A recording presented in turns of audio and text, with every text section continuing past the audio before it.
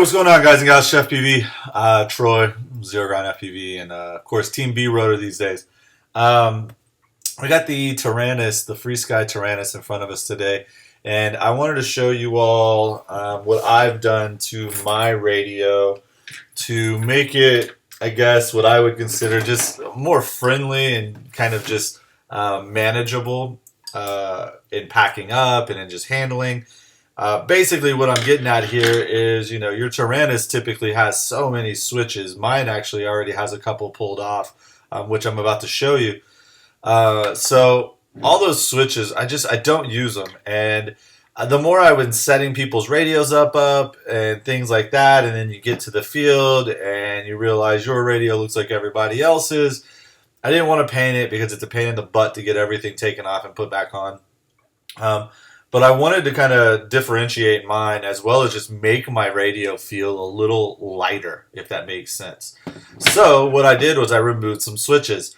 I've already removed 1, 2, 3 switches. You'll see the third one on that edge there. And I need to remove one more. I'm going to remove actually this switch here, the SE switch, which will leave me with just 4 switches. And for me, that's more than enough. I actually do not even use this switch technically, but if I were to use it, it would be a flight mode switch. So I will leave it. It will basically be the main switch I don't use, but that I leave. This switch over here is my arming switch, so that one will remain. This one here, back on the back, is actually the bottom one. It's a 2-position switch. It's actually my beeper switch, so that will stay.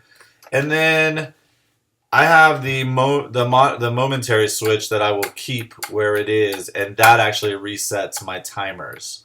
So I don't use that one all that much, but I'm going to leave it. So those are the functionalities that I want to keep. All the other switches are just in my way, and when I pack up my quad or my bag, it's just, it catches on stuff. So I just wanted to run through this real quick. For me, I'm going to put my gimbal protectors on because I'm about to flip the radio over. If you don't have gimbal protectors, get some. But if you don't have any, it's even more important. Just go ahead and get some foam or something and set underneath it. Something to keep your gimbals from being touched. And before you start unscrewing anything, take your battery out. You will short out your radio, and if you do not take the battery out and start disconnecting wires improperly. So on the back, you're going to find your 6 screws that open up the Taranis. They're just long Phillips screws.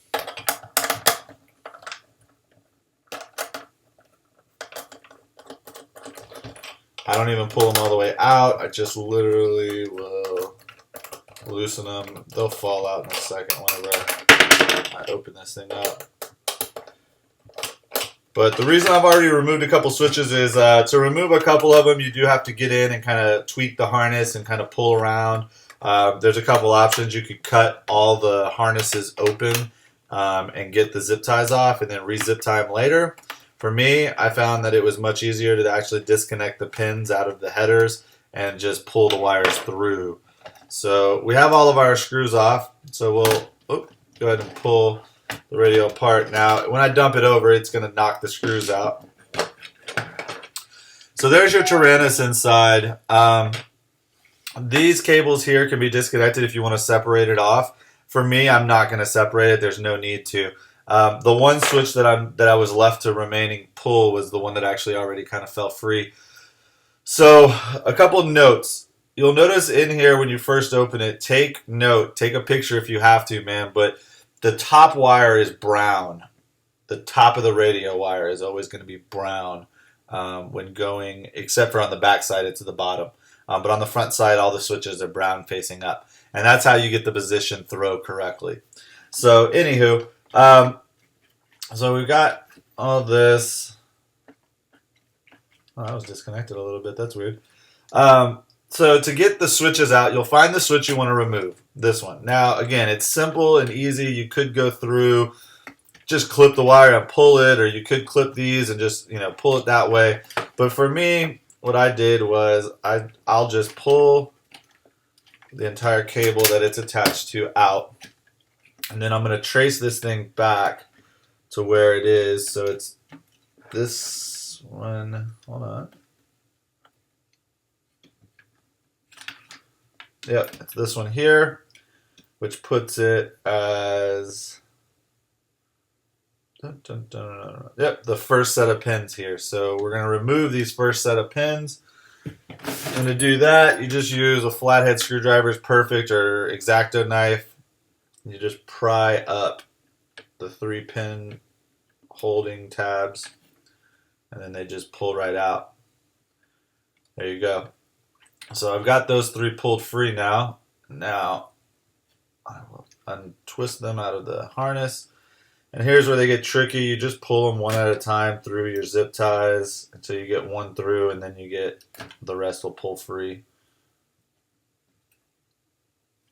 Again, I'm doing this because if I ever want to reuse the switches or sell the Taranis and put the radio back together, you know, I mean, I want to be able to do that. So here we go. Get it out of the lower ones here.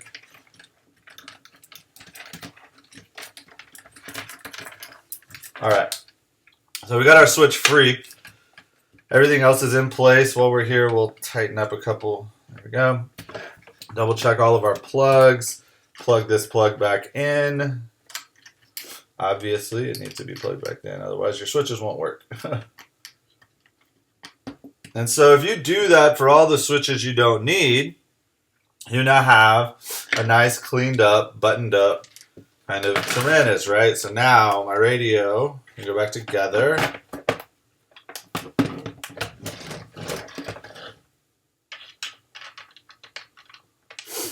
Screw these all back in.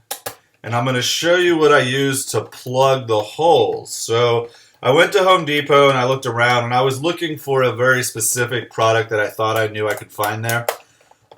I wasn't able to really find exactly what I was looking for. I was looking for, there are these little rubber kind of nipple things that I've seen on all kinds of, like, I don't know, like furniture or just anything. There's all kinds of little things I've seen, these little rubber kind of, you know, nipples that kind of just push into a hole and kind of have like a little domed kind of rubber. So I went there looking for that, and I couldn't find that. So I came up with a couple different options. Stickers, by the way, or even just electrical tape, just to, you know, cover the holes and keep the holes from collecting dust and getting dirt in there is really all you really need. But I wanted something that just looked, you know, like what I did, you know, wasn't a hack job. I didn't want my radio looking all hacked up and, you know, missing a bunch of buttons with holes everywhere. So found a couple different options. You're going to look for 1/4 inch is the size of the hole that you're looking to fill. So you'll look for whatever you're looking for is going to want to be a 1/4 inch to plug the hole. So we now have, there's our radio cleaned up. So now we have a Taranis with literally 4 switches. That switch is gone. That switch is gone, right? So there's a couple different options. So one option is this. They're called locking hole plugs. There they go. Locking hole plugs, 1/4 inch nylon. 2 of them come in a pack. And they're these little white plastic plugs. So that's what I'm actually going to use because of all the options I found. This is the one that seems to stay the most secure. It clips right in. I don't feel like it's going to fall out. It just perfect.